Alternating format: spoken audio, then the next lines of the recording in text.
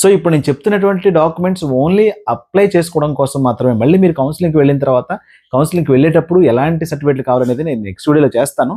But present apply చేయడం కోసం మీరు రెడీగా చేసుకోవాల్సినటువంటి డాక్యుమెంట్స్ చాలా చాలా ఇంపార్టెంట్ వీడియో ఇది. ఎవరు కూడా స్కిప్ చేయకుండా కంప్లీట్గా చూడండి. చాలా తక్కువ టైంలోనే ముగిస్తాను. ఈ వీడియోకి మాత్రం ఖచ్చితంగా 300 లైక్స్ అయితే టార్గెట్ ఇస్తున్నాను. మాక్సిమం చూసిన వాళ్ళు ప్రతి ఒక్కరు కూడా లైక్ చేయడానికి ట్రై చేయండి.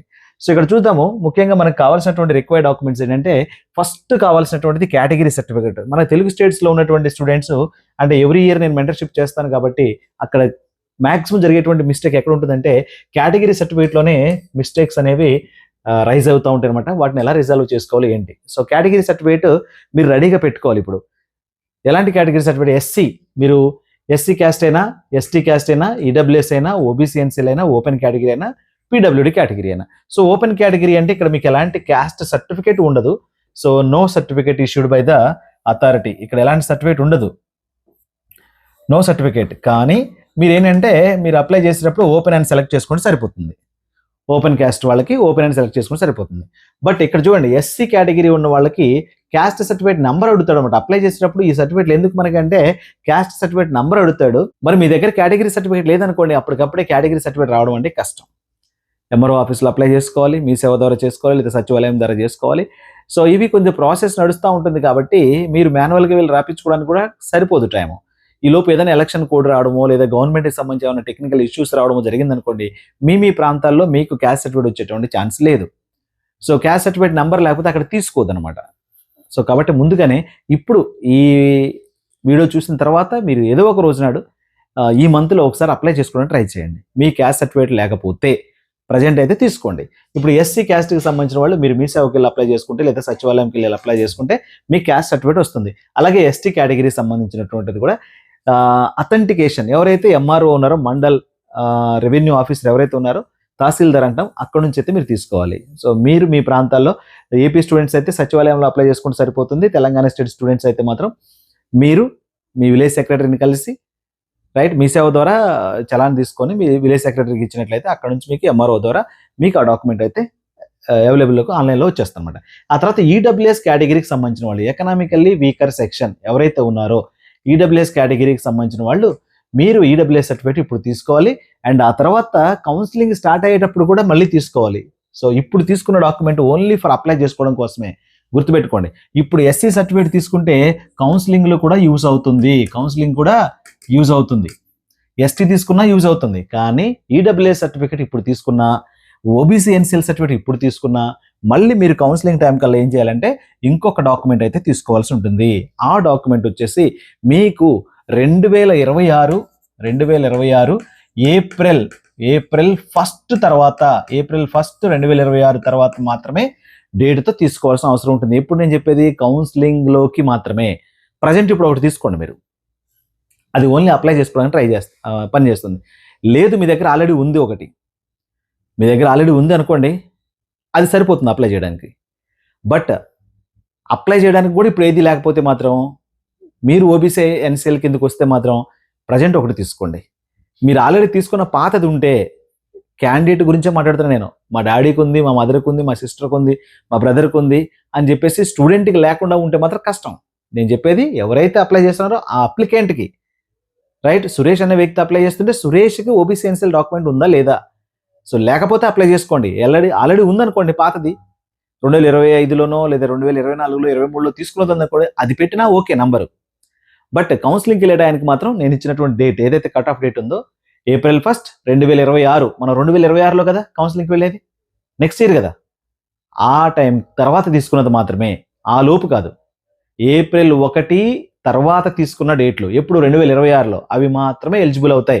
ఓన్లీ వీళ్ళకి మాత్రమే, ఈడబ్ల్యూఎస్ వాళ్ళకి అండ్ అలాగే ఓబీసీ ఎన్సీఎల్ వాళ్ళకి మాత్రమే. ఎస్సీ ఎస్టీ వాళ్ళకి ఏ డాక్యుమెంట్ అయినా సరే ఇప్పుడు తీసుకున్నదైనా పర్లేదు, లాస్ట్ ఇయర్ తీసుకున్నదైనా పర్లేదు. ఎస్టీకి కూడా అంతే, లాస్ట్ ఇయర్ అయినా పర్లేదు, ఇప్పుడు తీసుకున్నదైనా పర్లేదు. కౌన్సిలింగ్ కూడా ఎనేబుల్ అవుతుంది. బట్ వీళ్ళు కౌన్సిలింగ్కి ఎనేబుల్ అవ్వాలి అంటే మాత్రం నేను చెప్పినటువంటి డేట్ ఏదైతే ఉందో ఈ ఏప్రిల్ 1 తర్వాత 2026లో ఏప్రిల్ 1 తర్వాత తీసుకున్న ఏ డేట్ అయినా సరే అది ఎలిజిబుల్ అవుతుంది, గుర్తుపెట్టుకోండి. ఓకేనా? ప్రజెంట్ మీకు అప్లై చేసుకోవడం కోసం మాత్రమే నేను ఇప్పుడు తీసుకోమంటున్నా. ఒకవేళ ఇప్పుడు తీసుకోకపోయినా మీ దగ్గర పాతది ఉంది అంటే మీరు ఆరామ్సే వెయిట్ చేయండి, నో ప్రాబ్లం. ఆ పాత డాక్యుమెంట్ నెంబర్ కూడా వేసేయచ్చు. అండ్ ఆ తర్వాత ఓపెన్ కేటగిరీకి సంబంధించి మీకు ఐడియా ఉంది కదా, ఓపెన్ కేటగిరీ ఎవరైతే ఉన్నారో ఓసీ ఓపెన్ కేటగిరీ జనరల్ అంటాం. సో వాళ్ళు క్యాస్ట్ సర్టిఫికేట్ ఏమీ పెట్టక్కర్లేదు, నెంబర్ కూడా వేయక్కర్లేదు, ఓపెన్ అని సెలెక్ట్ చేసుకుని చాలు, అక్కడ నెంబర్ అని అడగదు అనమాట. And next PWD, very very important. PWD కేటగిరీకి సంబంధించినటువంటి స్టూడెంట్స్, ఇందులో ఎస్సీ పీడబ్ల్యూడి వాళ్ళు ఉంటారు, ఎస్టీ పీడబ్ల్యూడి ఉంటారు, ఎవరైనా సరే పీడబ్ల్యూడి ఉండొచ్చు, ఈడబ్ల్యూఎస్ ఉండొచ్చు, ఓబీసీ ఉండొచ్చు, ఓపెన్ కేటగిరీ కూడా ఉండొచ్చు. ప్రతి ఒక్కళ్ళు పీడబ్ల్యూడికి సంబంధించిన వాళ్ళు ఏదో ఒక కేటగిరీకి సంబంధించిన వాళ్ళే. బట్ వాళ్ళకి స్పెషల్గా డిజేబిలిటీ ఉంటుంది కాబట్టి పీడబ్ల్యూడి సర్టిఫికేట్ అనేది గవర్నమెంట్ అథెంటికేషన్తో తీసుకున్నటువంటి డాక్యుమెంట్ ఉండాలి. మీకు యూడిడ్ కార్డు లేకపోతే అప్లై చేసుకోండి. UDID, unique disability identity card అంటాం. UDID, unique disability identity card. UDID card ఎవరికైనా లేకపోతే అది అప్లై చేసుకోండి. యూడిడ్ కార్డు ఉండటం వల్ల ఏంటంటే మనకి జనరల్ నార్మల్ పర్సన్కి ఒక ఆధార్ కార్డు ఏ విధంగా అయితే యూనిక్ ఐడెంటిటీ ఉంటుందో సేమ్ యూడిడ్ అనేది ఇక్కడ పీడబ్ల్యూడి క్యాండిడేట్కి అథెంటికేషన్ లాగా అనమాట. సో లేకపోతే అది అప్లై చేసుకోండి. లేదు మీ దగ్గర గవర్నమెంట్ ఇచ్చినటువంటి డాక్యుమెంట్ ఉంది అంటే అది ప్రిజర్వ్ చేసుకోండి, సరిపోతుంది. ఓకేనా? సో పీడబ్ల్యూడి కేటగిరీకి సంబంధించిన వాళ్ళు పర్టికులర్గా మీకు ఎంతైతే పర్సంటేజ్ ఉందో అంత పర్సంటేజ్తో మాత్రమే తీసుకోండి. మినిమం 40% ఉంటే మీరు ప్రతిదానికి కూడా ఎలిజిబుల్ అవుతారు. ఇంకా మనం అత్యాశకు పోయి 40ని కాస్త 80కి, 80ని కాస్త 90కి, 90ని కాస్త 100% తీసుకున్నాం అనుకోండి, అంటే మనం డాక్టర్ చెప్తే రాసిస్తాడు. బట్ అట్లాంటివి చేయకండి. బట్ చేయడం వల్ల ఏంటంటే చాలామంది పీడబ్ల్యూడీకి సంబంధించినటువంటి స్టూడెంట్స్ వెరిఫికేషన్లో దొరికిపోయారు, సీట్లు కూడా కోల్పోయారు. మీకు అంత బాగానే ఉంటుంది, డబ్బులు కడతాం, సీట్లు వస్తాయి, కౌన్సిలింగ్లో పార్టిసిపేట్ చేస్తాం, మంచి పర్సంటేజ్ వస్తుంది పీడబ్ల్యూడీ కేటగిరీలో. తీరా కాలేజీకి వెళ్ళిన తర్వాత అక్కడ వెరిఫికేషన్లో దొరికిపోతాం. ఎన్ఐటి వరంగల్లో వెరీ స్ట్రిక్ట్గా జరుగుతుంది అనమాట. దాదాపు మన మెంటర్షిప్లో ఉన్న వాళ్ళే 4 నుంచి 5 స్టూడెంట్స్, ఓన్లీ పీడబ్ల్యూడీకి సంబంధించిన వాళ్ళ గురించి మాట్లాడుతున్నాం. దాదాపు చాలా మంది 40-50 మంది పీడబ్ల్యూడీ స్టూడెంట్స్ మన దగ్గర మెంటర్షిప్ తీసుకున్నారు. 4-5 మాత్రం స్టూడెంట్స్ ఇలాంటి పొరపాట్లు చేయడం వల్ల వాళ్ళు కిక్కులు మనకుండా మళ్ళీ వెనక్కి వచ్చేసారనమాట. మనం ఎవరిని అడగడానికి లేదు, మన వైపు మిస్టేక్ ఉన్నప్పుడు మనం ఏం చేయలేం. ఫర్ ఎగ్జాంపుల్ ఫింగర్ కట్ అయిపోయింది, ఎస్ మనం టెస్టింగ్కి వెళ్ళినప్పుడు ఎట్ ద మూమెంట్ మనకి డిజేబిలిటీ క్రియేట్ అయింది. ఎంత పర్సెంట్ క్రియేట్ అయింది? 70%, 80% ఇచ్చాడు డాక్యుమెంట్, రైట్? డిజేబిలిటీ సర్టిఫికేట్, అదే సర్టిఫికేట్ ఇప్పుడు తీసుకుని వెళ్ళాం. బట్ ఇప్పుడు వెళ్ళేసరికి టెస్ట్లో ఏమైంది, కాస్త డిజేబిలిటీ తగ్గిపోయింది, అది పర్ఫెక్ట్గా సెట్ అయిపోయింది, రైట్? సో ఇప్పుడు డిజేబిలిటీ వచ్చేసి 25%, 30% ఉంది. సో 40% మినిమం ఉంటేనే ఎలిజిబుల్. ఇలాంటి సిచ్యువేషన్లో జరిగినాయి కాబట్టి చెప్తున్నాను నేను. వాళ్ళు ఏమనుకున్నారు, అది కరెక్ట్గా సరిపోయింది కదా అనుకున్నారు, డాక్టర్ ఇచ్చిందే కదా, అది కూడా స్టాంప్ వేశారు కదా, గవర్నమెంట్ ఇచ్చింది కదా, మాకు యూడిడ్ కార్డు కూడా ఉంది కదా అని చెప్పేసి అనుకున్నారు. బట్ ఏం చేస్తారు, ప్రజెంట్ ఏ విధమైనటువంటి ఎలిజిబిలిటీ ఉందో, డిజేబిలిటీ ఉందో అది చూసి మాత్రమే వాళ్ళు కన్సిడర్ చేస్తారు. కాబట్టి మీరు ఎలాంటి పొరపాటు చేయడానికి అయితే ప్రయత్నం చేయకండి, రైట్? అది పీడబ్ల్యూడీ విషయంలో. సో ఇక్కడ మీ కేటగిరీకి సంబంధించి కొన్ని చూడండి.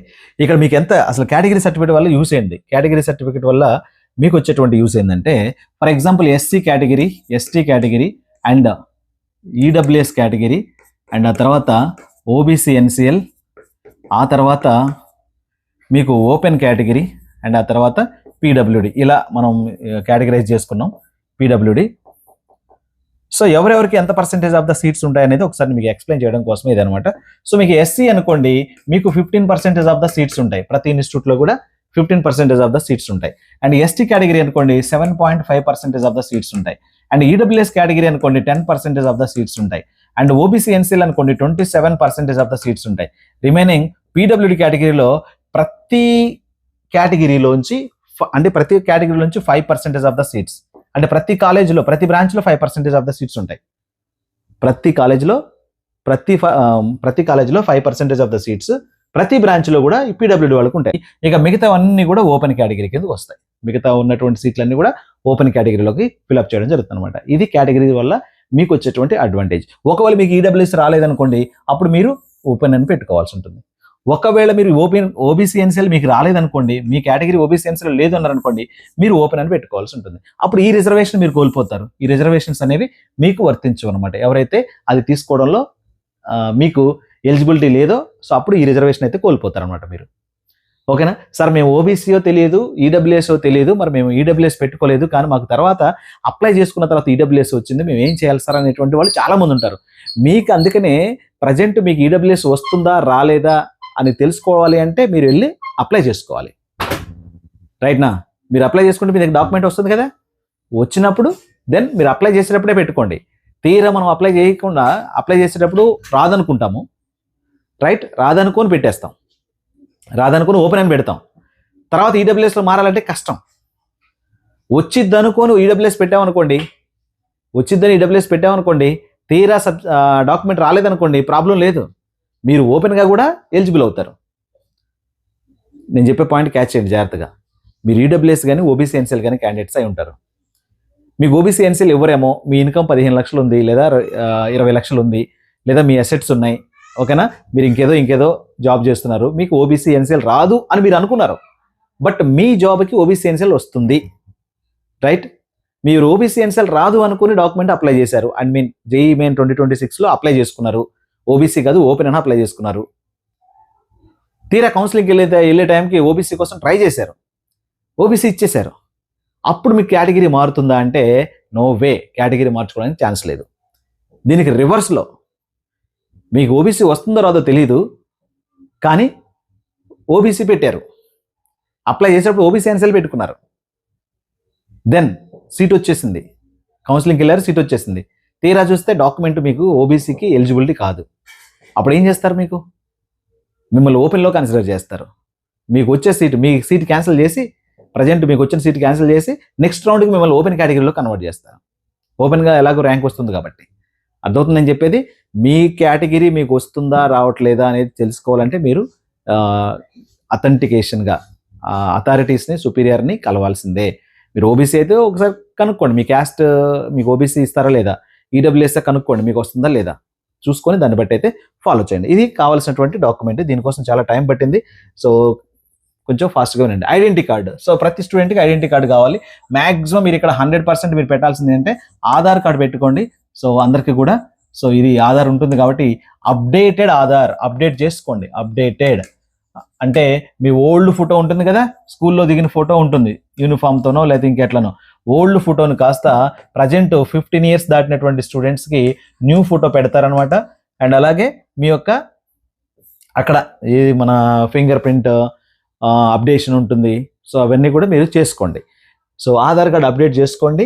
ఆధార్ అయితే కంపల్సరీ కావాలి. మీకు ఐడెంటిటీ కార్డు కింద ఎనీ గవర్నమెంట్ రికగ్నేషన్ ఐడెంటిటీ, మీకు ఇంకా అదేంటో డ్రైవింగ్ లైసెన్స్ అని అడుగుతాడు, లేదా పాన్ కార్డు అని అడుగుతాడు. మీ ఏజ్ సరిపోతుంది కాబట్టి, మీకు పర్సనల్గా ఉండవు కాబట్టి ఆధార్ అందరికీ ఉంటుంది కాబట్టి ఆధార్ అయితే అప్డేట్ చేసుకోండి.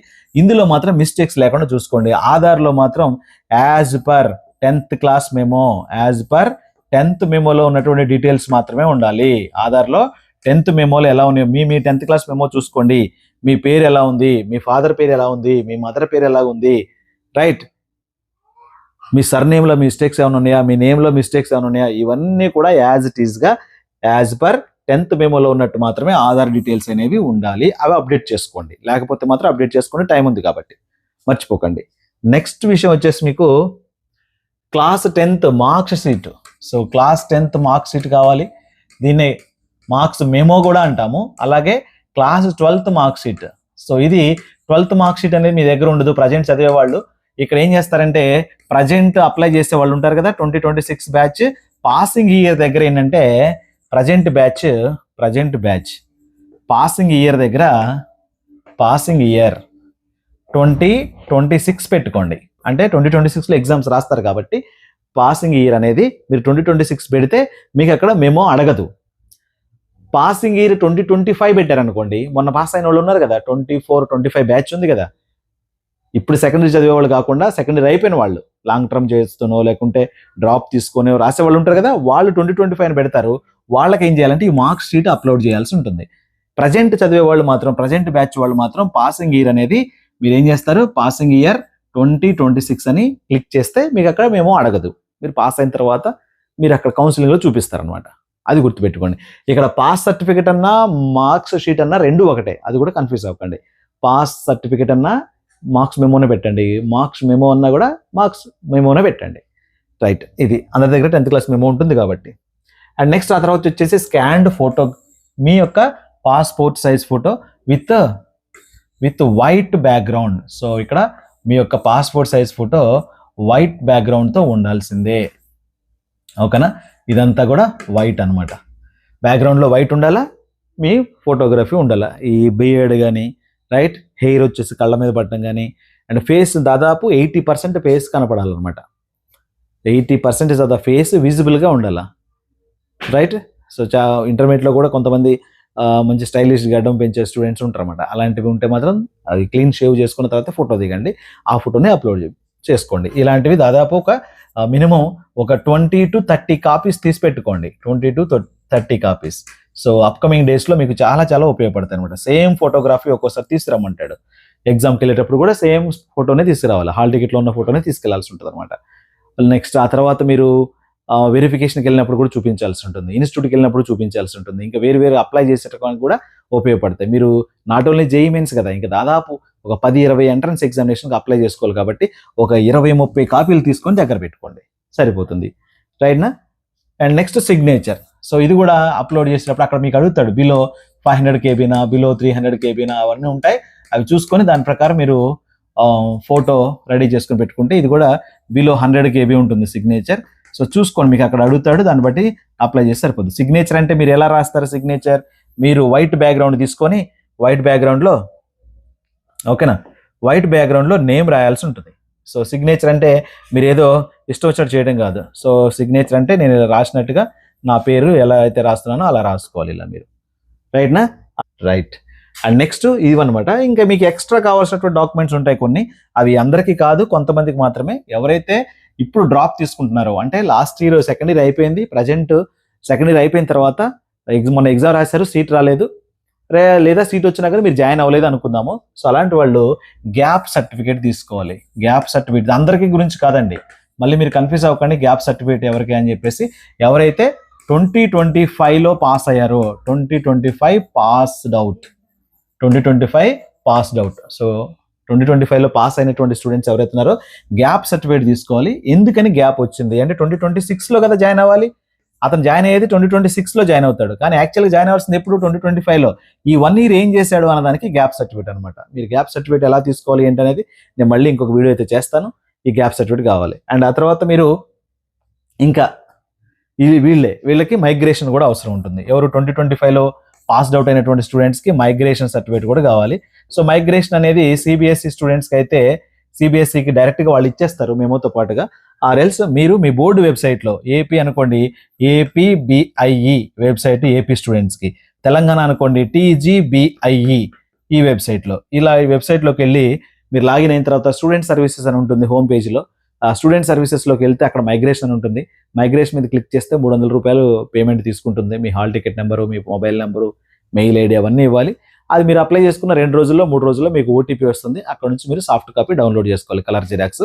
అదే మీకు మైగ్రేషన్ సర్టిఫికేట్ అవుతుంది అనమాట. డిజిటల్ కాపీనే వస్తుంది, ఫిజికల్గా ఏ కాపీ రాదనమాట. ఆ డిజిటల్ దాన్ని మీరు ప్రింట్ తీసుకొని కలర్ ప్రింట్ తీసుకెళ్తే సరిపోతుంది, అది మైగ్రేషన్ సర్టిఫికేట్. ఇవి మీకు ఎక్స్ట్రాగా కావాల్సినటువంటివి అనమాట. ఇంకేమన్నా మీకు కొత్తగా నోటిఫికేషన్లు వచ్చినాయి అనుకోండి, అప్పుడు మళ్ళీ అప్డేట్ చేస్తాను, ఓకేనా? సో ఇవి మళ్ళీ ఫస్ట్ నుంచి ఒకసారి వీడియో అయితే చూసుకొని ఏమైనా డౌట్ ఉంటే ఖచ్చితంగా జేఈ మెయిన్ 2026 రాయబోతున్నటువంటి స్టూడెంట్స్, అలాగే అడ్వాన్స్డ్ ఎగ్జామినేషన్కి అపీర్ అవబోతున్నటువంటి స్టూడెంట్స్, ఆ తర్వాత ఇతర కాంపిటేటివ్ ఎగ్జామ్స్ రాసేటువంటి స్టూడెంట్స్ అందరూ కూడా ఛానల్ సబ్స్క్రైబ్ చేసుకోండి. చాలా చాలా మంచి వీడియోస్ వస్తాయి. మీకు అర్థం కాని వీడియోస్, విషయాలని విపులంగా ఎక్స్ప్లెయిన్ చేయడం జరుగుతుంది. కాబట్టి మీకు తెలియని ఏమైనా ఉంటే కింద కామెంట్ సెక్షన్లో తెలియచేయండి.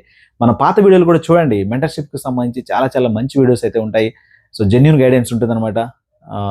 మన మెంటర్షిప్లో చూసుకున్నటువంటి స్టూడెంట్స్ చాలా వెరీ వెల్ సాటిస్ఫైడ్ అనమాట. సో కాబట్టి ఖచ్చితంగా ఛానల్ అయితే ఫాలో అవ్వండి. ఇతరులకు కూడా మీరు రికమెండ్ చేయడం కోసం అయితే ట్రై చేయండి. Thank you.